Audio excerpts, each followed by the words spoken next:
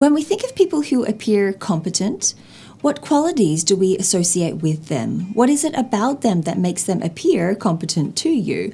Let's take Warren Buffett as an example. When you see him in YouTube videos speaking or at conferences or at shareholder meetings, you don't question his competence as an investor.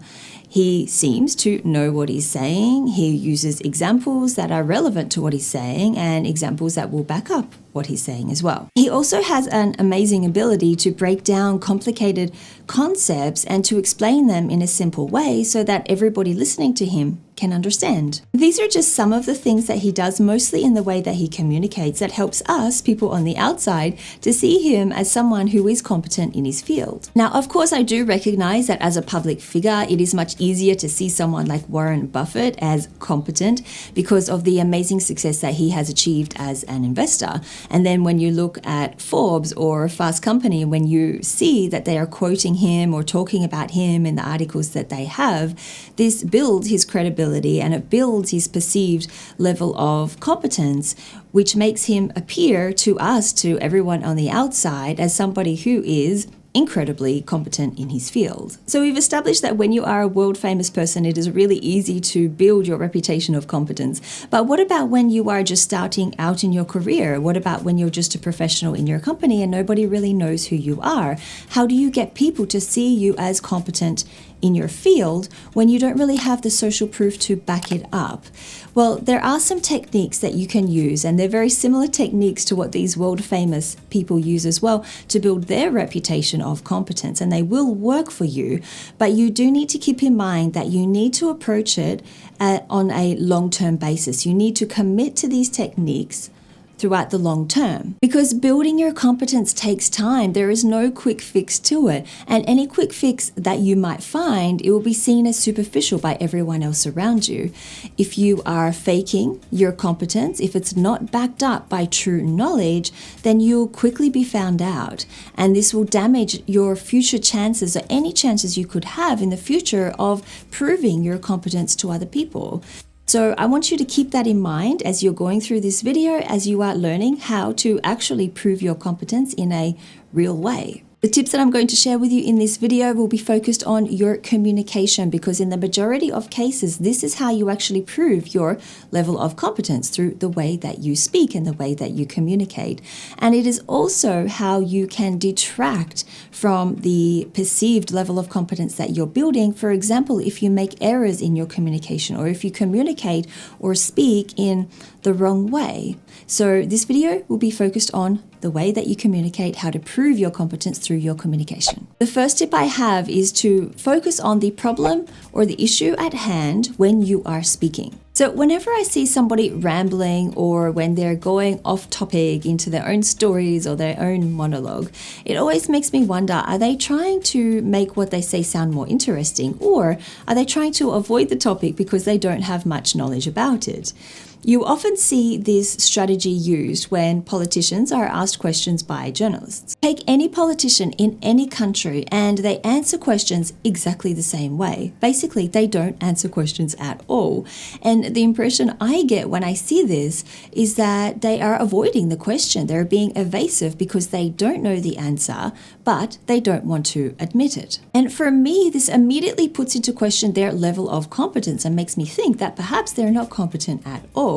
Because if they did have the level of knowledge that they should have had about that topic, then they would have answered that question. I mean, why else would they have avoided answering the question that the journalist asked them? Now, going back to you, if you don't stick to the topic or to the question that is being asked, if you don't focus on the problem that everyone is talking about and you go off on your own tangent, this is very likely what people are going to think about you too. They're going to start to question whether you actually have competence in that area, whether you actually have knowledge about that topic at all. So at work, for example, when you're in a meeting meeting with your coworkers and you're all discussing an issue together and you have an opportunity to talk, try to keep what you say focused on the issue or the problem that everybody is talking about. Don't get lost in the details and don't get lost in your own stories either, at least not at the beginning of that communication opportunity.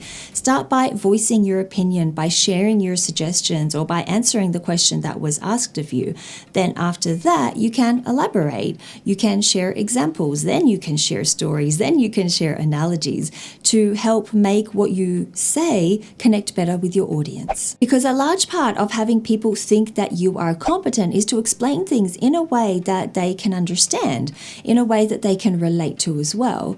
And by using examples and stories and analogies, they are all effective ways of being able to get your key message into the minds and into the hearts of the people who are listening to you, which in turn will help them to see you as competent because they understand what you're saying. This is a really interesting thing about how people work. If you help people understand what you're saying, they will feel smart. And quite often, this is reflected back on you as the speaker. They will see you as smart, as knowledgeable, and as a competent person, mainly because you have helped them understand something that they didn't understand before. Let's say I'm in a meeting at work and everyone's discussing where we should invest our marketing budget for the next quarter. I voice my opinion. I start to speak and I share that I think we should be focusing more on building brand image rather than on short-term promotion efforts. So I share my perspective. Everyone knows what I think. Then I shared an example of a mistake that we made 2 years ago with a different marketing director, where we focused all of our marketing budget on short-term promotion efforts, which was great in that moment for increasing revenue and for making profits for the company, short-term profits anyway. But once those promotions were over, nobody knew who we were. Nobody knew what our product was. We hadn't built any long-term relationships with our customers to continue that revenue for the company. So this example that I shared after I stated my opinion, after I had shared my thoughts, it not only backed up those original thoughts that I shared, but it also demonstrated my level of competence in the field of marketing. And you can do this exact same thing as well to prove your competence by backing up what you say with stories, with examples, and with analogies. So this is why I encourage you to start creating a database, to start collecting stories and examples and analogies that you can use during your work life. Whenever you communicate, you can back up what you say with a relevant story or a relevant example, something that's really going to help emphasize the knowledge and the competence that you have. And the third tip I have for you is to explain things simply, because if you explain anything in a complicated way, your listener will be confused, and there's no way they're going to walk away from that interaction thinking you are a competent or a knowledgeable person.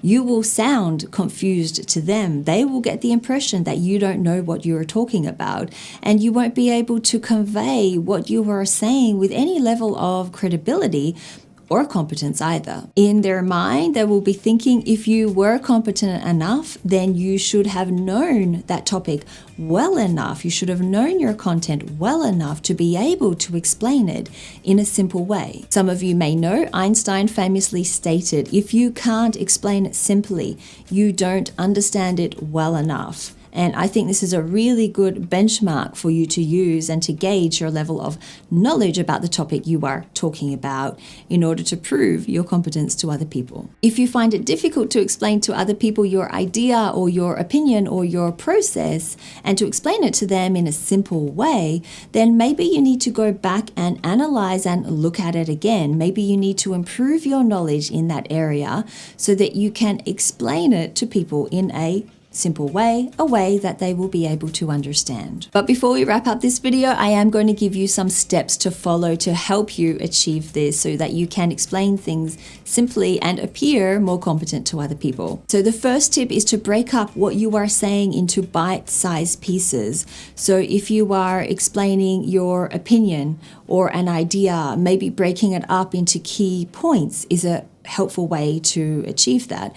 Maybe if you're explaining a process, breaking it down into the steps and and explaining each step as to what people should do will help you achieve that simplicity that you need to convey your level of competence. Basically, what you're doing here by breaking things down into bite-sized pieces is you are making each step or each point distinct. And when they're distinct, when they are separate from one another, they're much easier for other people to grasp and to understand. The second tip is to remove details that don't matter. So a lot of people do this during their communication, especially if they start rambling. They might go off and incorporate details that really are not relevant to the main points that they're talking about. This basically distracts the message. It creates like a fog in their communication and makes it much more difficult for your listener to understand what you're saying, because they cannot clearly identify the key points, the most important things about what you are trying to tell them. And the third tip I have for you is to reinforce your listener's understanding by asking them questions. Basically, what you're doing here is you're getting the listener involved in the conversation. So they're no longer sitting there passively listening to you, which does make it a lot more difficult to decipher and to comprehend and to remember what you say. Instead, you're asking them questions, you're getting them active in the conversation, you're getting them involved. And when you do this, they're a lot more likely to remember what you're saying and to see you, therefore, as a competent person. Now, when you're communicating in a way that is clear and concise, which is really important when you want people to see you as competent, using frameworks and mental models are strategies that can really help you achieve this. And in this video, I delve into what mental models and frameworks are and how you can use them. Thank you so much for watching this video. I hope you enjoyed it. If you did, hit the like button, subscribe to my channel, and I will see you next week in another video.